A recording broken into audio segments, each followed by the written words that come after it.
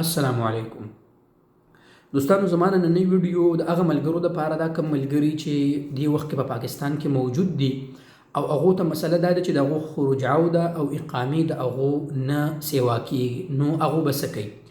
ویډیو شروع کولو نه مخکې دوستانو تاسو ته وړوکی غونډه ریکویسټ دی چې د یوټیوب چینل دا ځان سره سبسکرایب کړئ او د غنټۍ دا نشان ته ووهئ چې تاسو ته نوې نوټیفیکیشن په وخت باندې ملاوي. ګورئ دوستانو، یو خبر ځان سره یاد وساتئ، سعودي عرب ته د راتګ دپاره د چا سره چې ویزه چې ستا چوټۍ کې ټیم وي او ستا په اقامه کې ټیم وي چې دا ټیم پکې و، نو ته سعودي عرب ته راتلی شي هر وخت. ټیک شو جي.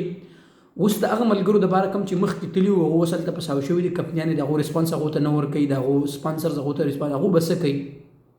ګورو دوستانو، د هغو دپاره دا که هغو د هغو چوټي او اقامه تمدید شو، خو را به شي. که تمدید نه شوه نو ګورئ دوستانو، په هغې باندې پابندي د څومره وخت دپاره ده. ګورئ دوستانو، که د کم ملګري اقامه که د کم ملګري چوټي او دغه سیوا نه شوه، نو هغه د 3 کالو لپاره سعودي عرب ته نشي راتلی. ګورئ دوستانو، دا خبره ځان سره یاد وساته چې 3 کاله د کم وخت نه شروع کېږي. 3 کاله د هغه وخت نه شروع کېږي کله چې د چوټي ختمه شي. چې چوټي ختمه شي د هغه ټایم نه بعد اکثر ملګري داسې وکړي چې د چوټۍ سره 3 کاله شمار کړي، چې کله ایرپورټ ته راشي د ایرپورټ نه واپس شي نقصان یې وشي. د چوټۍ نه پس چې کم 3 کاله ټایم دی به شمار کړي چې 3 کاله پوره شو، بیا سعودي عرب ته راتلی شي.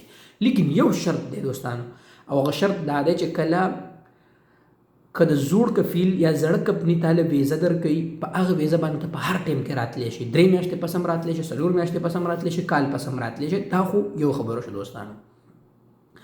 اوس دوستانو یو خبره ده، هغه ده کوم ملګري چې په دې وخت کې په دوبۍ کې دي او د هغو خدا نه خاصه د هغو اقامې سیوا نه شو، نو تاسو خو ملګرو هسې هم دوبۍ ته راغلي، دومره نقصان هم وشو. هلته دوبۍ کې ځان له جاب وګورئ او دنیا ویبسایټ دی، په هغې باندې تاسو ځان له جاب وګورئ، انشاءالله تاسو به جاب هلته میلاو شي. خدا نه خواسته که ستاسو اقامې او دغه سیوا نه شوې. ټیک شو دوستانو، دوبۍ کې به انشاءالله تاسو ته جاب میلاو شي. که جاب درته میلاو شو، هلته ځان له دغه بندوبست وکړئ. هلته کیدای شي دا ویزه هم پرمننټ شي ستاسو. دغه ځای قانون آی تھنک ما په خیال سره داسې دی، نو که داسې وشو د نقصان نه هم تاسو بچ شئ. ټیک شو دوستانو. دویمه خبر دا ده چې کم د غټو مهنو والا ملګري دي، که د هغو اقامې اوس الحمدلله د 3 میاشتو هم سیوا کېږي، د 6 او د 9 هم کېږي، نو تاسو خپلو کمپنیو ته ووایئ چې یاره موږ له د 3 میاشتو سیوا کا چې دلته راشي، بیا ورسره تاسو خپل دغه وکړئ. ټیک شو دوستانو.